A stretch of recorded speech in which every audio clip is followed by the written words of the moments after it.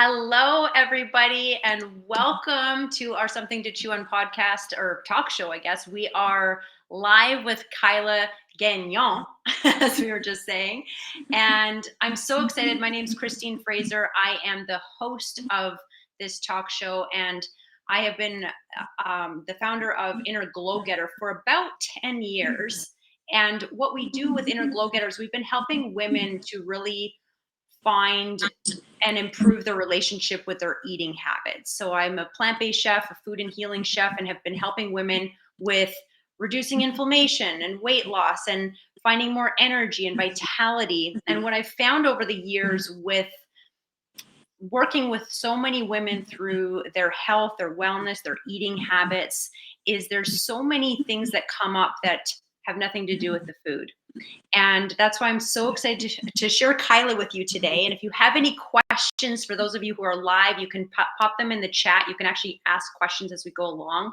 I want you to feel like you're part of the audience. And basically, what we're going to be talking about today is Kyla's specialty, which is around breath work. And I know so many of you are new to this modality of breath work, which I cannot wait to get into your experience and lives, because it has been so shifting in helping women overcome self-sabotage.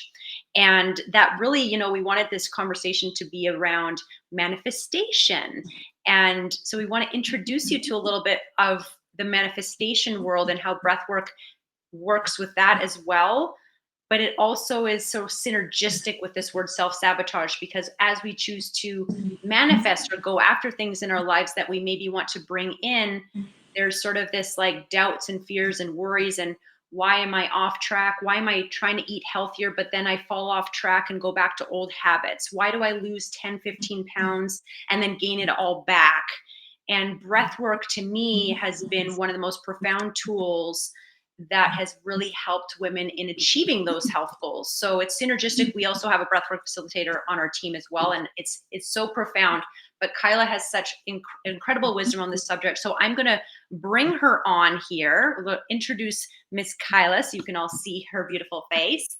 And I would love to just start with a little bit around your journey so that the audience kind of understands, you were really strong in the fitness world for quite some time.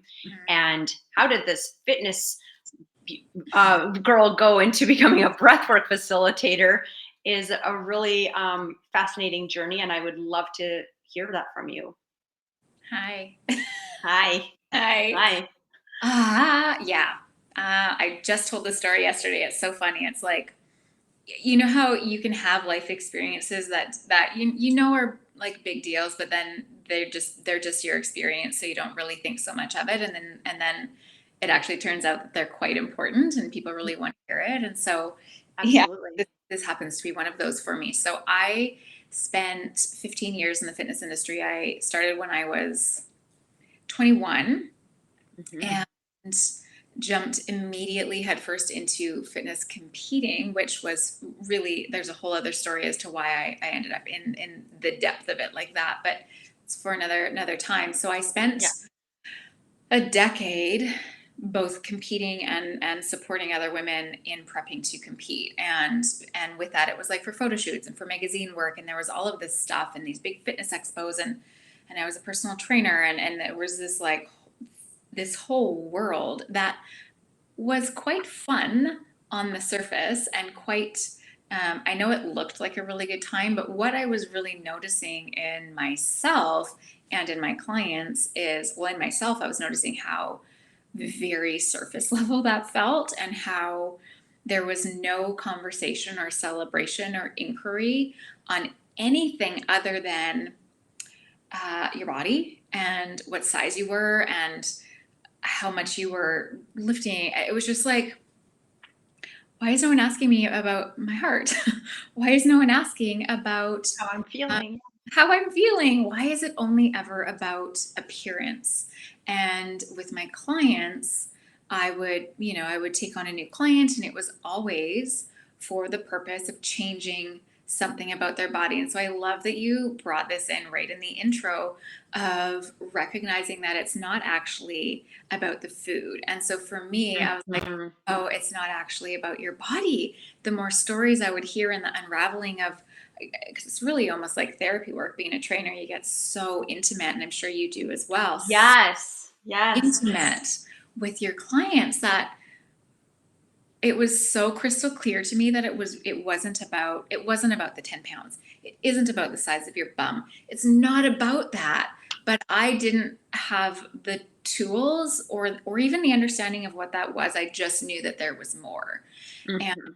and and it's funny because I could see it in others and I couldn't see it in myself. I was very protected. I had a really big loss in my life when I was 20 and went into pretty intense survival protection mode. So I was very aware of other people's stuff and Mhm.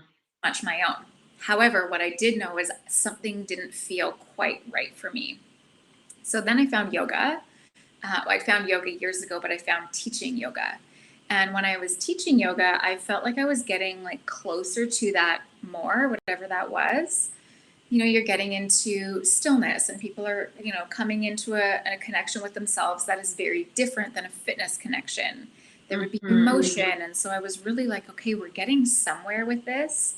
We're unraveling something, but it still wasn't it. And then I was years later invited to a breathwork session by a woman that I love and appreciate so much. She was my acupuncturist. And I kept saying no to attending this class because I really thought it was just like what I was doing in yoga. I didn't know what breathwork was.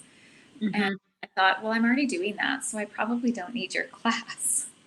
I get a lot of people that say that even at the retreats, they'll be like, "Oh yeah, no, I practice yoga." I'm like, "No, no, this Yeah. is this is quite a bit different." Mhm. It's quite a bit different.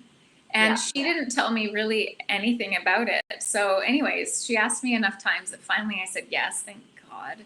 And I Mhm. attended this class and like everything everything changed for me. So what happened, I'll try to like shorten it, but she had us, the practice that I teach and the practice that you're really familiar with, and I know that Mhm. your team's facilitator does as well. I refer to it as conscious connected breath. And so there's a couple different titles of it. It's an open mouth breath. It's quite a vibrant inhale, and it's a surrendered exhale, and it's this continuous circular breath. It's really beautiful and it's really powerful. And so we're all breathing, and she invited us to like shake our hands out and move energy, which was all fine. I was doing that. We're in it, and I'm shaking, and that's great. And then she invited us to make sound, to do some vocal toning. So like the sound ah, but really extended and quite loud. Mhm. And everything in my body shut down. I was like, I can't do that. And meanwhile, everyone else in the room is making this sound and I can't. And that turned into like a lot of um, angry self-talk. Like, what is wrong with you? Why can't you do this? Blah, blah, blah. Mm. Which then started to show me, oh my gosh, where's my voice? Where's my voice? And then it was, who took my voice? Where did it go? How long has it been gone? Have I ever had it? Oh my gosh, Wow. my mom didn't have a voice. Oh my God, my grandma didn't have a voice. And then it was this spiraling of like, have any of the women in my lineage had a voice? Do women have a voice? Like I started to like go. And then I was getting angry, like so angry. And I still can't make a sound. And my lip is quivering. And I'm like feeling all the feels. And then as she invited us to stop the sound and come back to the breath, so the room goes back to relatively silent. And I let out this like squeak, like, ah, this like little sound finally came out. And then it was Wow. like game over, waterworks. I was in this like full body feeling of, oh my gosh, that story stops here. Like I no longer carry that story. The women in my Mm. family might not have had a voice, but I do. I have found it and I am going to use it. And and like the depth of what that actually felt like in my body was profound, and I was like deep in sobs, and it wasn't just like sad. It was powerful and grief and like it was so much. Yeah, I think it's like I often say it's like taking a squeegee through your soul and feeling all this emotion you didn't even know was there from like 20 years Totally. in 1 hour. Yes. Yeah. Sometimes in like a minute, you're like, Yeah. oh, what happened? So Yeah. anyway, so the breath session goes on and we come out of it and we're doing some group sharing. And I'm in like a state of euphoric. I am so like, I feel like I've released like the weight of the world. I'm feeling amazing. And I left the session and I asked her, who's your teacher? Where does he, she told me his name was Trevor. I was like, well, where does he teach? And I found him online, proceeded to register for his next training, which oddly enough was in Victoria, and he doesn't live here. So in Victoria. Is Trevor Yellick? Yes. Oh my gosh, I know him. That's yes. funny. Of course. Yeah, Trevor's of course. Yeah, you and me, like 6 degrees of separation always. Yeah. So I reached out to him. I registered for his next training and proceeded to put all of the ducks in a row to burn my personal training business to the ground. And wow. Oh yeah, I was like, this is it. I think a lot of women have that feeling when they've had it, when they've gone through like that one breathwork session. A lot of facilitators, I find, it was that one session that it changed their whole course of their life into their career path. Absolutely. Yeah. Yeah. And it's like, I was a personal trainer for 15 years and I was good at it and I had success in it in whatever that means. And it never felt like home. It was always kind of like, oh, I don't know if I should be doing this. And now, even though it's only been 4.5, almost 5 years, like it was home immediately. It was like I've been for lifetimes and it just feels so right. And so here we are. I feel like absolutely. And I feel similar with my journey with food was very synergistic in a sense of I went to a center where I changed my diet and it was also very holistic. So it was more meditation and all these things. And it was so profound for me that that's how I left my engineering career. It was like, oh my gosh, like this is it. How do people not know how good we can feel and how connected? Like, yeah, you don't realize how disconnected you are until you're connected. So moving along to this, like how this sort of ties into even sabotage. So when we think about, even in your past and working with so many women, like you say, that it's kind of about the body or the fitness and they're not kind of getting to this deeper parts, how do you even define self-sabotage? So somebody who's like, maybe even someone who wants to be fit goes to the gym, but then they're not doing it. They're not following through. And then there's this like, I'm so hard on myself or whatever. What is that? Yeah. I was thinking about that this morning. I'm like, how would I describe self-sabotage? Yeah. So it's not like a sentence. So here's yeah, I understand. I feel the same. Yeah. To me, self-sabotage is, and I'm almost wondering, like, can we create a new word around it? Because it sounds incredibly harsh, but to me, what it is, at least this is what has been true for me, is the acts of self-sabotage are the moments where we fall back into old stories, into old beliefs, into the safety and the comfort zone of our nervous system. And so as an example, let me just say as an example, let's use fitness for an example. I don't know how many times I can say that word example. We grew up in a household where maybe there wasn't access to wealth or health information. Maybe there wasn't access to good food. Whatever the circumstance, primary parents or caregivers lived a very unhealthy life. Ate poor food, didn't move their body, carried more weight than was good for their structure, whatever it might be. You fast forward, let's say you're 25 years old and you're like, man, I don't want that life. I want to feel good. I want to be able to move my body. I want to be vital. I want to blah, blah, blah, whatever it is. And so you like take the steps that you think you're supposed to take, but so let's say you're 25. You have 25 years of nervous system regulation at what you learned growing up. So your nervous system, your inner dialogue, the stories that you've been told or subconsciously told or shown are that health is for, maybe it was for rich people, or it's Just not other people. it's Yeah, not for most people like us, or it's painful, it's annoying. I don't, like, I don't want to go to the gym. I don't want to waste my time. Whatever those stories were growing up. And again, they don't have to be spoken stories. It's not like your parents were walking around saying fit people are bad people, but it was what you saw and the behaviors you saw and all of that. So your nervous system, until you actually go in and start to calibrate it to this new level, is always going to sit at what we knew growing up. And so that real healthy, vital, fit life that you envision feels foreign, and because it feels foreign, it's actually going to feel dangerous, and your system will shut it down. So you will come back to the old beliefs, which will then sabotage the progress. And I love that you say like about wanting to get rid of that word, because I agree. That's why I love having these conversations, because it kind of it debunks that word in a sense, because I feel like what I'm hearing you say is what I agree with there is like that sabotage sounds like it sounds so self-defeating.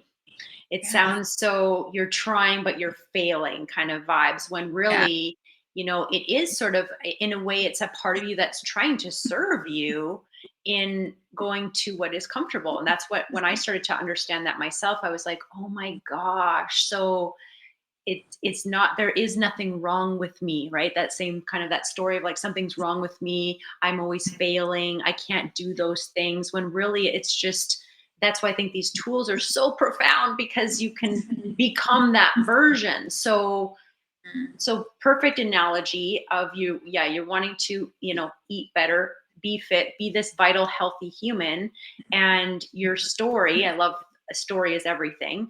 That you default back to is this, no, this is comfortable and safe. For me, often when I want to feel comfortable and safe, it's like movie night with chips and chocolate and popcorn. And that this is like literally what we used to do as a family on the weekends. It was like chips and chocolate and popcorn and wine gums, and we all got to pick our treats.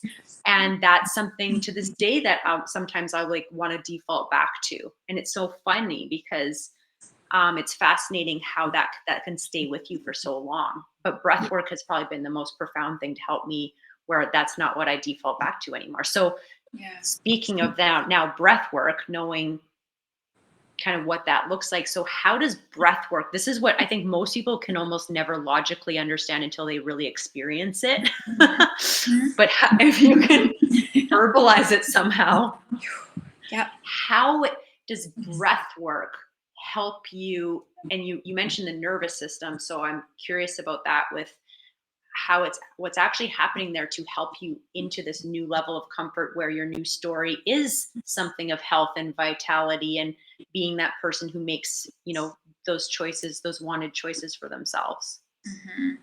Yeah, I really like this question, and I feel like this is what I could jam on all day. So like, you might have to just like mute me in a minute, but no, it's a very big onion with multiple layers in it. Where would I start? Okay, so it's not the breath. It is the breath, but it's not like the act of breathing that's going to like magically change everything. What's happening when we do this type of breath work, at least I'm going to speak again just to conscious connected breath work, is we're accessing the subtle realms. We're accessing the subconscious, and the subconscious is where all of those old stories live. Our pains, our wounds, our traumas, our belief systems live in our nervous system. And I'm going to pause here and reflect on the nervous system a little bit. From the moment your mother conceived you, this blows my mind. From the moment of conception, fast forward about 7 weeks, and we start to develop a spine and a nervous system. 7 weeks pregnant. Mom probably doesn't even know she's pregnant at that point, like early. Okay, so as soon as we have a nervous system, we are now starting to intake information from mom's nervous system. So let's reflect on what was mom's life like when we were in utero. Was there stress? Was there trauma? Was there substance? Was there healthy food?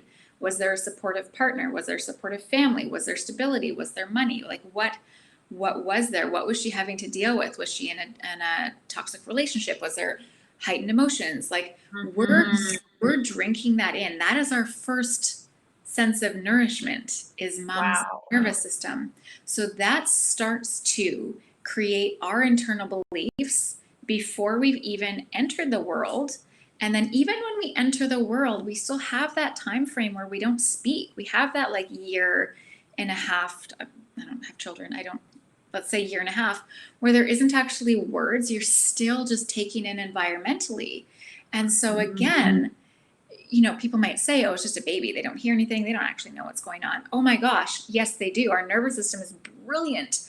And at that point, we've already been intaking information for 9 months before we've even come out. So our nervous system starts to take on other people's stories, other people's experiences, other people's truths, and begin to embed as if they're ours. Wow. So when we get to this point in our life now where we're like, I want to make some changes, we think that the way we are and our little internal dialogue is ours, but quite likely not yours. Quite likely it came from someone else, somewhere else, at another time, in another place. We just didn't know. We just didn't know, and so Yeah.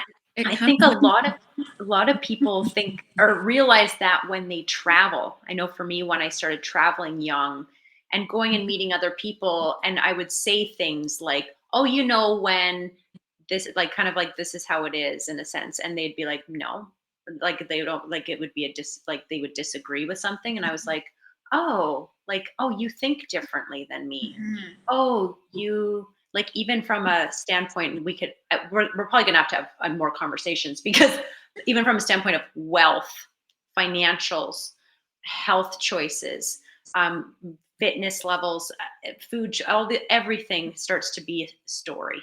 Yeah, Starts yeah. to be story, and you do realize how much, yeah, when you start to kind of observe yourself almost and say, "Wow, what story am I telling?" Mhm. Yeah. And so when we access these subtle parts of ourselves through a breath practice, Yeah. what's happening? Okay, now again, another multifold. So when we're young, the primary thing that we want or need is love, which actually means safety, security. As we're little, that's all we knew, was that these people are my safety. And so when their love was present, when they were present with you, like right here, heart to heart, eye to eye, present with you, we feel good and safe. But as soon as they're not happy with what you're doing, so maybe you're crying a lot, maybe you're having a tantrum and they're getting super angry and like, I don't know what they might be saying, you know, be quiet, I'm gonna put you in your room, like that's enough, whatever it is. And Hmm. their love now seems like it's going away. And so let's say you're having a tantrum because um, actually, let me use this example. This example always lands really well, at least for me. Let's say you're a really, and I might have shared it in a session with you at some point. Let's say you're a really curious, inquisitive, um, boisterous 4 or 5 year old, and you're just like, oh my God, this world's amazing. And then you're asking all of these questions, and you're so inquisitive and you're so curious.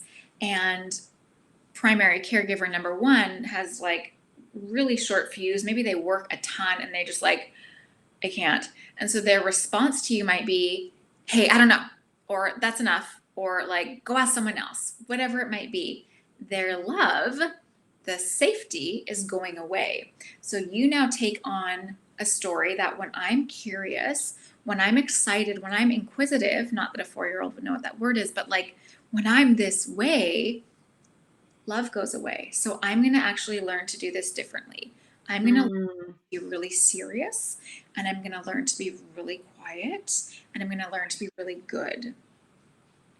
And so Mm. that's a story that we've told ourselves, that my curiosity, my inquisitive way is not good. It's not lovable. It's not safe. So I learned to Or be, my enthusiasm, right? My enthusiasm, my ideas, my yeah, dreams, even, right? People, that's the other thing that I found the older I got, I didn't really know. I had big dreams in a sense, but I actually didn't know that things were actually possible.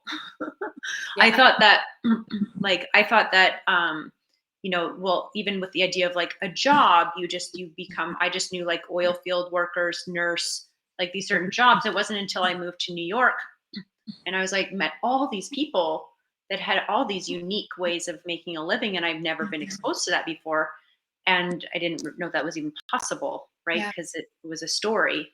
Yeah. And then I was like, what would be possible for me, even in my life? It was like this new story. And it's funny how you almost want to always go back to that default of like, Yeah. oh no, you can't do things like that. But you're right. Whose story is that? That's not yours. It's someone Right. else's. Yeah. Oh, it's so Yeah. good. And so with that, like stifling down the enthusiasm or the curiosity, those are trapped emotions, trapped expressions, repressed, stored, stuffed, trapped energy in your body. And so when we breathe in this way, we're starting to access those parts. And so when we start to access those parts, we now get to be that loving other that we were seeking so much when we were younger. So for breathing, let's say you're tapping on like, oh my gosh, there's this emotion coming up. Oh my gosh, why is this emotion coming up? What a lot of us will do is shut it down. I don't want to go there. We'll stifle. We'll like take a big swallow. We'll make sure we don't cry. Mm-hmm. And what's happening there is we're just repeating that pattern of love going away, but it's your own love. And so instead, the ask, at least this is what I invite my breathers into, is like when that part starts to surface, can you please just be with it? Like be that loving presence. You don't have to understand it, just be there. And so it's allowing that emotion to surface Mm-hmm. because what's underneath the emotion, what's underneath all of the pieces that we've stuffed and stifled is the truth. Mm. Underneath it all is your truth. It's you. It's you fully, completely after Oh, moved everyone else's stuff off and out. And so I have a breath client who she's like, breath work is my spiritual hygiene. I yes. come once a month. It's like a decluttering of all of the gunk that I carry that's not mine. And so it's in Absolutely. that, like, once we can release some of that pressure and get, oh my gosh, who is this being underneath all of that? It can be on one hand wildly empowering. And then there's also that part of like, oh my gosh, who am I? Like, Who am I? Yeah. wow, Yeah. now and it's this, you could take that as ooh, this is a little bit scary. Who the heck am I? Or what if we flipped it and it was like, oh my gosh, this blank canvas. Holy cow. Who Yes. am I? To me too, it is like when you say that, when you connect to that truth, it's a knowing. It's not, you're not like, even when it comes to food, right? For me, I found with my clients too, everybody wants to know, what do I eat? What recipe should I have? What's this? And it's like, when you clear the clutter and you clear also with breath work, you clear away that emotion that is what has been causing those eating patterns in the first place. Maybe it's like you overindulge in ice cream. Ice cream's not the problem.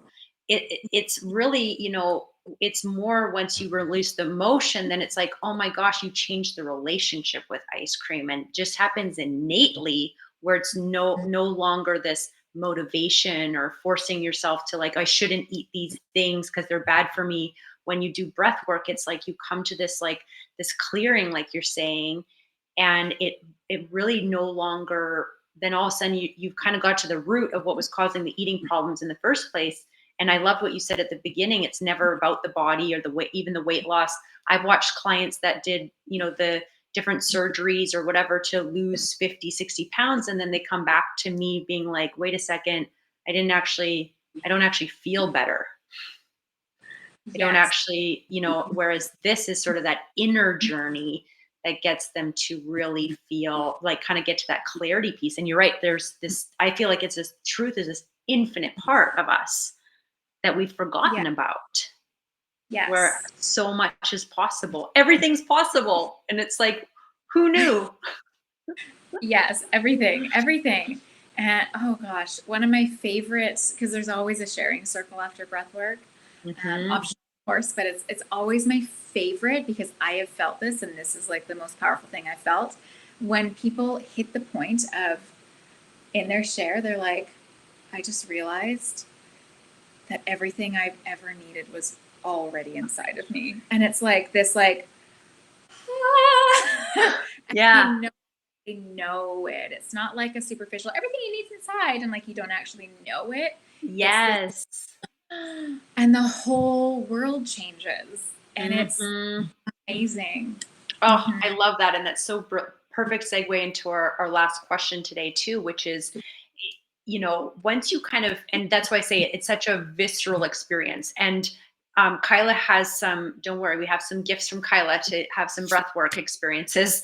And also, well, we'll get into all of her offerings as well towards the end of the show. But one of the things that once you've had that experience, and I'm sure many of you will go, that's the only thing you can say is just go try it, like go for see for yourself what happens. But so as we sort of overcome some of these limitations, getting to this root of where the sabotaging behaviors are coming from, we're coming back to this infinite self.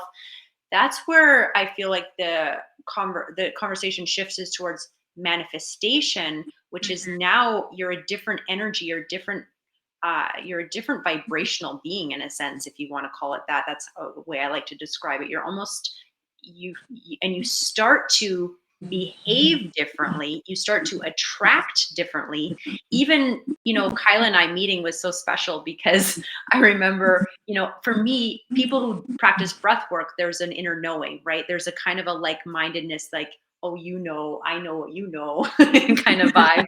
And I remember my first breathwork experience with Kyla, we just met and she looked at me like, we're going to be friends, aren't we? I was like, yeah. And she's like, we're probably going to work together, aren't we? I was like, yeah.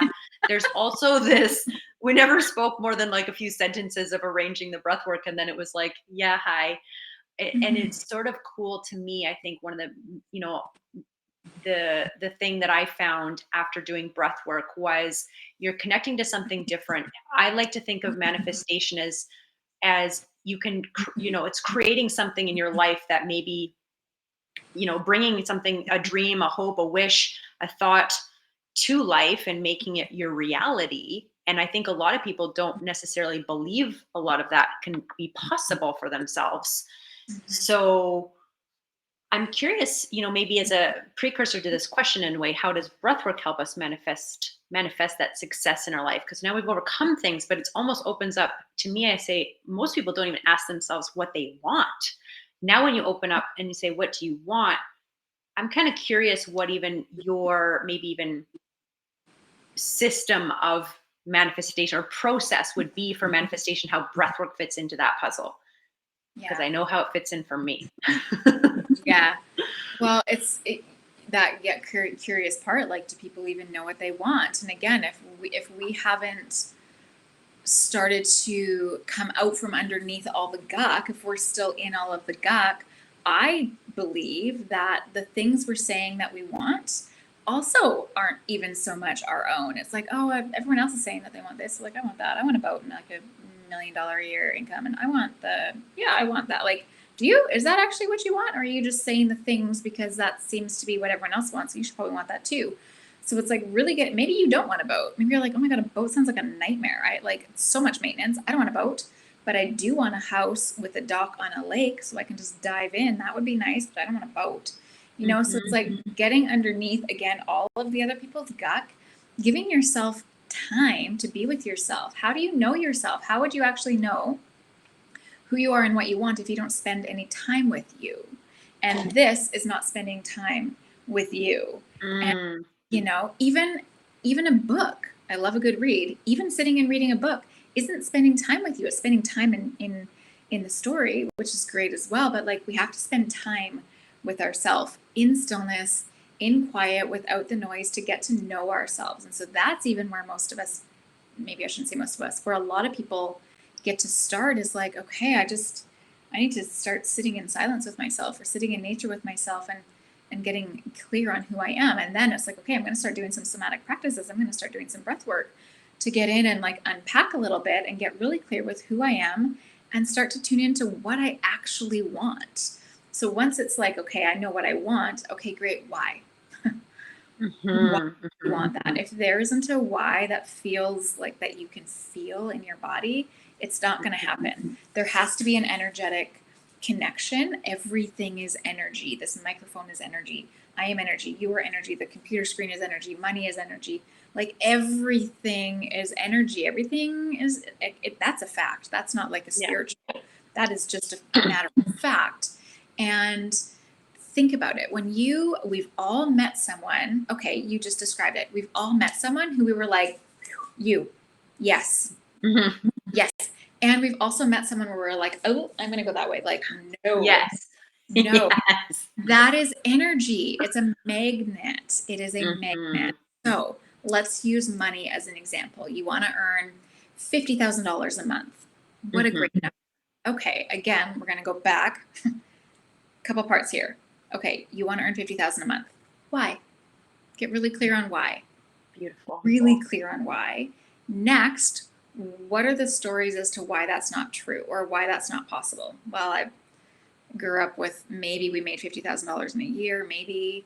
I don't think I knew anyone that made that kind of money. As a matter of fact, I don't know a single person in my life that makes that money. It's probably not possible. And the people I do know are really full of themselves. Like the people I know of are full of themselves, and that's not who I want to be. And so we start to get into that, like, oh, it's not possible. It's not for me. Or that kind of money is really hard. Whatever the story is around money. So maybe the why isn't strong enough, or the stories are too strong. So then there needs to be a detachment or an unraveling from these stories, which is going to start shifting your energy. So if you're thinking, I want $50,000 a month, but then you sit down and you start to think about what would that feel like, and you're like, oh my God, that feels terrifying. Good, we've got some work to do. We want to get to a place where you can actually feel that in your body in a safe way, in a good way, where it feels exciting. So let's say we've moved through the stories, we've come to like real good terms with the fact that those aren't even my stories. That was my stepdad's story. That was my aunt's story. That was definitely my grandparents' story. Yep. Those aren't mine. And we get really clear on that. The next piece is, okay, well, let's move into the energy of that. And so to get to this place, we probably did some breath. We probably did a lot of really powerful communication with someone who's on the same page as us, clear out those old stories, move the gunk out. Now we've got this free space. So what we can do is sit in the visualization of that. Okay, $50,000 a month. So I would get someone to, okay, let's visualize your bank statement, or maybe it's your Stripe or your PayPal or however money comes into your account. And I want you to envision it. Maybe it's $48,000. And then this ding ding payment comes in, and it's $2,000 payment, and you have $50,000. Like, I want you to see it. And then the fun part is like, allow yourself to feel that now. Be in the energy of that now. And the way that we can be in that energy is only possible after we've cleared the gunk of old stories. We can't be in that energy. I don't believe we can be in the energy of that when we're still holding on to the belief of, I can't, that's not for me. Also, there isn't room in your body to even hold that new belief because you're so full of gunk. So, I like the word gunk. I often, a mentor of mine used to say it's just mud in the vessel, and the same thing. I think I can already hear people's voices saying, $50,000 a month. Oh, I couldn't, it's not possible. Or how, right? Imagine, so I have a perfect example of a client that I know she's in her 60s, she's on disability, and there's no way she could probably imagine and this like $50,000 a month. Like most people can dream of $50,000 a year. And that's also what I think is such a beautiful example that you bring that up, because it does challenge, the audience, everybody to ask themselves that question. Why does that seem like a lot? Why, $5,000 a month might be a lot for someone who is living in poverty or whatever. So it's kind of asking the question is, why do I even think that's a lot? But what also I think what I like to invite too is that the how, the people, the resources, the ideas, the circumstances. A mentor of mine told me it was different taps. You've only opened one tap. You haven't even explored a new tap for that possibility to even arrive until you do exactly what you were just describing, like that feeling it first. Is what most, manifestation coaches will talk about, like when you get an energy of feeling it, but you can't feel it until you've cleaned out the gunk, like you're saying. With the breath work is the getting out the gunk so that you can feel and embody that. And that's when the how starts to show up. Yeah, and the how, and again, this is a frustrating thing to hear sometimes, but the how, Yeah. it's not that's not our job. The how It's is not our job. Oh, can we get a little, I want to show Kyla that you can applaud if you can see the applause thing in there for our audience, our I'm live gonna do audience. Can they it. see that? I'm gonna do Can you it. do that? Ah, Yes, yeah. that is such a powerful thing for most people. They don't really, I would say that's probably the number one thing. Oh, they can't think of how because they're in their head versus in the body, understanding the energetics, like you're saying. Yeah. And I want to give a quick example of my own journey with this because this is a perfect Yeah. thing that happened for me with breath work. I was living in Bali. I had no income. I had just left Dubai, which was a job that I had there. And then I was kind of in Bali, just kind of a bit discombobulated. And I had no money. I didn't know how I was going to make money, but I knew these principles. So I'm in a foreign country without the ability to make money. And first thing I sought out was a breathwork facilitator. And I went for 4 days in this immersive breathwork experience. And I let go of the gunk of lack, the gunk of I don't know how is actually gunk. That's like, I call it red filter. That's just going to take you away from the green filter, which is going to provide the how.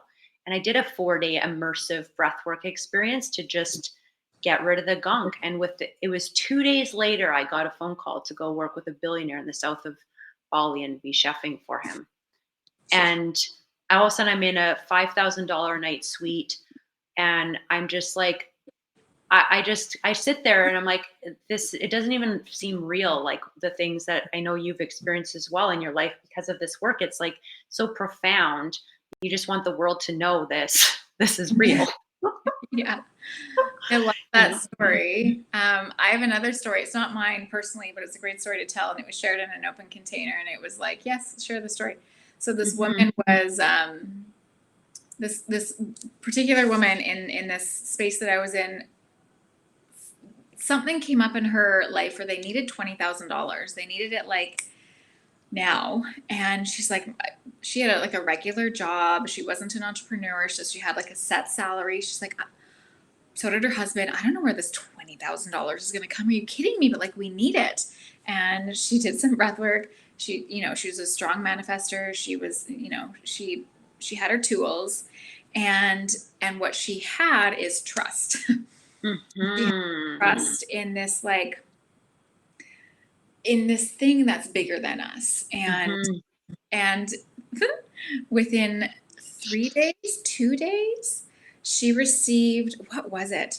She had this old truck in her yard, this old truck that had been sitting there for years. And someone drove by and came in and knocked on her door and said, I want to buy this truck off of you. And I think it was some cool old truck. And she was like, well, it's not for sale. It's not for sale. Like, I don't even know if it runs. Anyway, sold it for like $8,000 or something. And then out of the blue, the next day, her husband gets like a rebate check from the government for the remaining 12 grand. And the money was there. So you don't know how. She never in a million years would have thought someone's going to come and buy her truck, or the government's going to, the government rarely ever gives you money. So that never would that have been how. We always think in our survival logical brain, what's possible. But then there's like the magic element to the world, and the energetic element to the world that our conscious brain actually will never comprehend. And so we're going to waste our time trying to get it. And so you might as well, time's going to go by anyway. You might as well just experience it. Lean back and see what's going to happen. Offer some trust, put it out there, play around in the energy of that. And yes, $50,000 a month feels like a lot for a lot of people. So take the number that feels a bit edgy. Maybe it is 5,000, right? Like the other thing too is like, we don't need to hit again, this 50,000 a month. It's a random number I pulled out, but for some people that is the goal.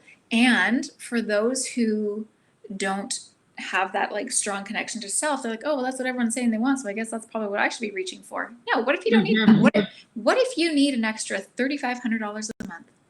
That's it. That would what if an extra $500, right? What would change things for you? You don't have to reach for the moon because someone else is. What if you just want to reach for the stop sign out the window? Like, good. Exactly. That's the thing. Yeah. Make this personal to you. And this can translate into your health goals, your financial goals, your relationship goals. It goes into every aspect of your life, which I find so beautiful. And to me, it's like you do the breath, you get to experience it for yourself. That's where the more you just go into the practice of it, for some people they do a breath work and they're like, I didn't get $20,000, and you're like, that's okay. It's sort of, you will experience, I have yet to meet someone who doesn't have some level of magic, even just making it this regular practice in your life. You will see that difference kind of come to play. So it really is, I think, about the experience. The experience is really where you'll start to be able to see it for yourself and not just hear a couple of people talking about this stuff that seems kind of strange. Yeah. you know Yeah. Yeah. And again, like some of the most powerful revelations or experiences that I myself and seeing clients have happened through breath is just that, like, and again, this is really one that I feel has to be experienced because it's hard to explain it in its fullest. It's this sense of like remembering and reclamation of your power, of your like, oh, like I'm an amazing being. Like I'm not all of the things that someone has said. I'm not my parents. I'm not my lineage. I'm not this, I'm not that. I am so much more. And it's in that everything, it's like this thread. And like, oh my gosh, once you really feel into your sense of self and your own thoughts and your own feelings and your own experiences, you kind of become unstoppable. Like, and that's where things start to shift because you start to believe in yourself, which now creates a sense of safety where you're like, maybe I can believe in this manifestation stuff. Because I have a root, a base of safety. Your nervous system is like, oh, you got me? Sweet, I got you. Okay, we got this. Like it's yeah, you might not leave a breath session and have $20,000 show up in your bank account. I've never had that happen. But almost more importantly, a sense of like deep connection to who I am so I can stand on my own 2 feet with a tall pride and like go after what I want. Yes, that's a beautiful way to, I think, close this off, is exactly that. It's like, it's not really even about, like, that's why I love what you said about the why too. Why do you want the thing? It usually comes down to this feeling, right? And to know that, another thing you touched on that I love so much was just to know that the feeling you already have. You already have the thing. You already are that person. You already are love.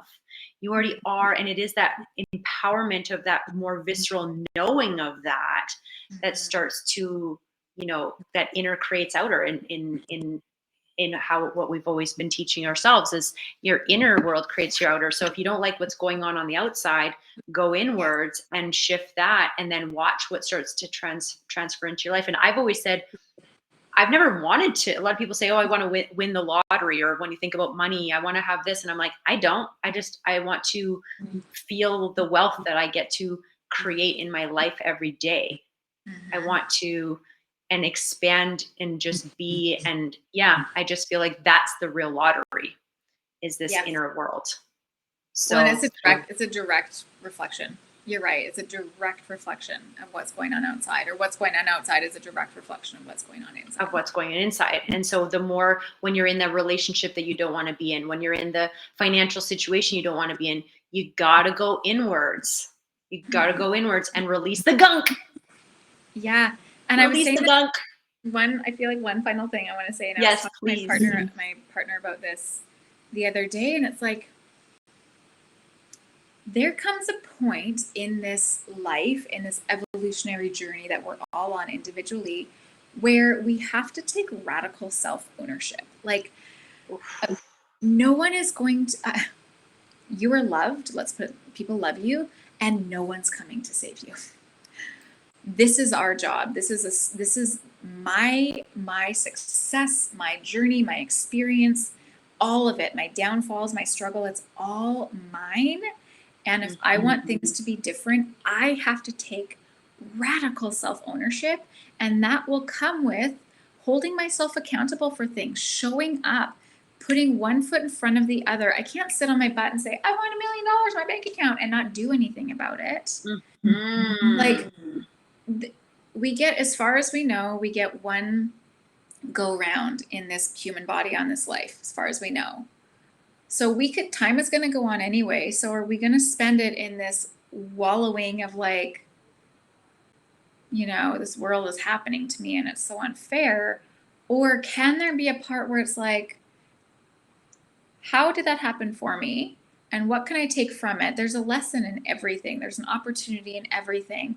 And like, show up for yourself. Like, show up for the little version of you that is still stuck in the old stories, because they really need someone.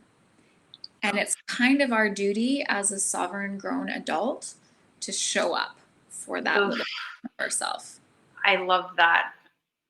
And I think there's a beautiful piece of that. Like you said, it's like the $1 million isn't just going to come in your account. The idea for who you need to be is going to show up. It's like it's a becoming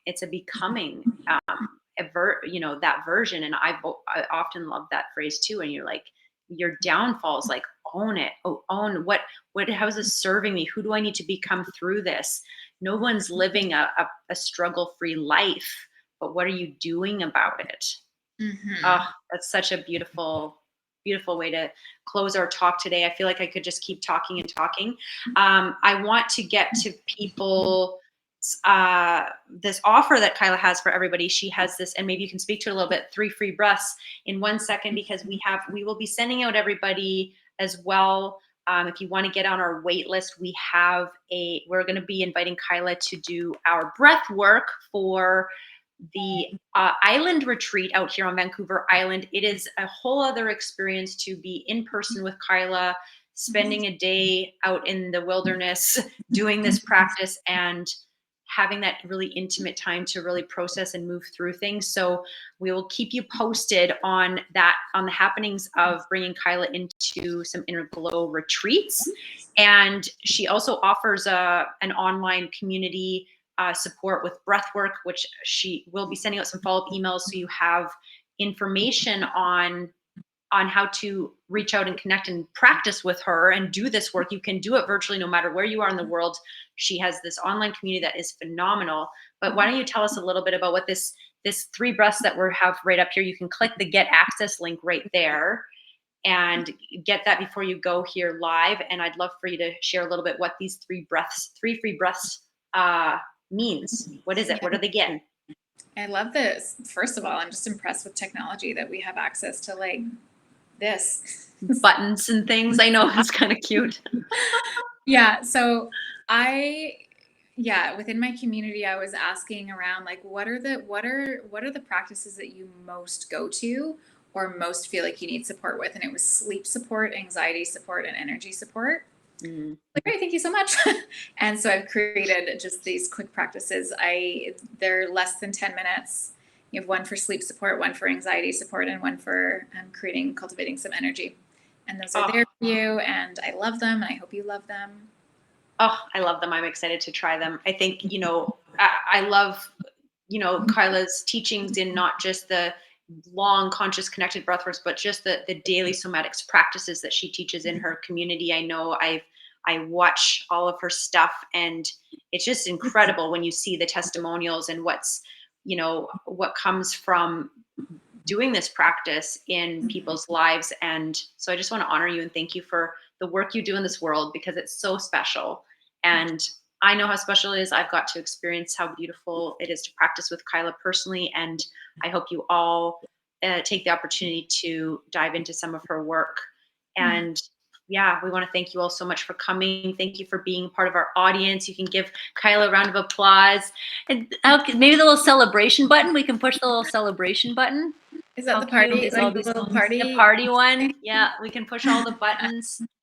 We'll be sharing all the show notes and things to keep up with your practices. But I hope also for some of my clients that have been doing their breathwork practices, I hope this really inspires you to, try some of Kyla's. Different facilitators are also beautiful to explore, and find those ones that resonate and where you can feel most supported, so you can go and live your healthiest, best life. It's really what it's about. Yeah. So thank you, everybody. Thank you. Thank you, Kyla. Thank you so much. We'll see you all soon. Bye.